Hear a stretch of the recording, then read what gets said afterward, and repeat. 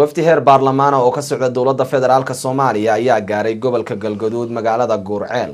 wafdidaasi ayaa waxa ay kulamo la qaateen qaybaha kala gedisan ee bulshada, sidoo kalena waxa ay booqdeen xarumaha muhiimka ah ee arrimaha bulshada.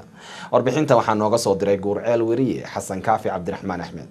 mudanayaasha baarlamaanka ee ka soo jeeda gobolka Galgaduud maalinnimadii shalay toolaadna soo gaaray gobolka ayaa maanta booqasho waxa ay ku tageen isbitaalka weyn ee degmada Gurceel ee Sterling Hospital. isbitaalka ayaa la sheegay dhawaan inay ka baxayso hay'adda MSF oo in muddo gacanta ku haysay, waxa ayna baaq u direen hay'adaha gargaarka iyo waliba dowladda federaalka ee Soomaaliya oo ay ugu baaqeen in la gacan qabto isbitaalkani. xildhibaanada ayaa booqasho ku tagay isbitaalka iyagoona soo indheeyay bukaamada ku jira isbitaalka iyo waliba sidoo kale dhismaha guud ee isbitaalku uu ka kooban yahay. cali cumar madaxa isbitaalka ayaa warbixin waxa uu ka siiyay baarlamaankani xaaladda guud ee isbitaalka iyo waliba qaabka uu xilligan u shaqeeyo, iyagoona intaa kadib baaq jeediyay. annagu waxaan ahayn xildhibaano deegaanka u dhashay oo ku talagalay inay dadkooda iyo deegaankooda sarfey ku soo sameeyaan si ay u ogaadaan baahida dhabta ah ee ka jirta deegaankooda ee shacabkooda haysata. waxaanu aragnaa baahiyada emergency-ga ah ee degdega in wax looga qabtaa u baahan inuu isbitaalku kow ka yahay.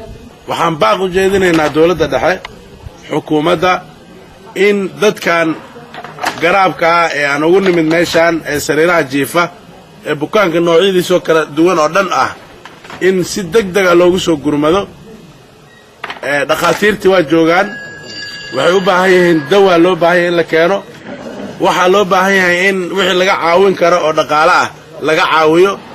marka waxaa kaloon u baaqaynaa hay-adaha samafalka dhammaan meeshii hay-addaas ay ka baxday inay buuxiyaan. anna waxaan idiin ballan qaadaynaa baahida waan aragnay isbitaalka aan ku soo wareegnay inaan baahidiina qaadno dowladda Soomaaliya gaarsiino oo annaga hadda qayb aan ka nahay oo xildhibaanadii horudhaca aan nahay. sidoo kalena jaaliyadaha Soomaaliyeed ama ha noqoto kuwa deegaanka ka soo jeeda ama kuwa kale maadaama hadda isbitaalku qaybo badan oo Soomaaliya ka mid ah uu ka fargareynay ha noqoto. sheegan baaq baan u jeedinaynaa xukuumadda in ay daboosho baahida loo baahan yahay iyo caalamkaba. ha yeeshee baahiyaha jira oo dhan waxaan u nimid inaanu qaadno oo meel kasta oo aanu wax ka qaban karto inaanu geyno oo la kaashano. isbitaalkaanu ma ahan isbitaal magaaladaanu leedahay, waa isbitaal ay bulshada Soomaaliyeed leedahay. bulshada Soomaaliyeed oo dhanna waa hal jaaliyad weey. halkaas jaaliyadu mar walba meeshii ay dhib ka jiro inay iska kaashato weey. anigu waxaan leeyahay dhammaan haddaanu nahay shacabka Soomaaliyeed baahida loo qabo horumarinta shacabka inaynu u wada istaagno oo ka wada qayb qaadano.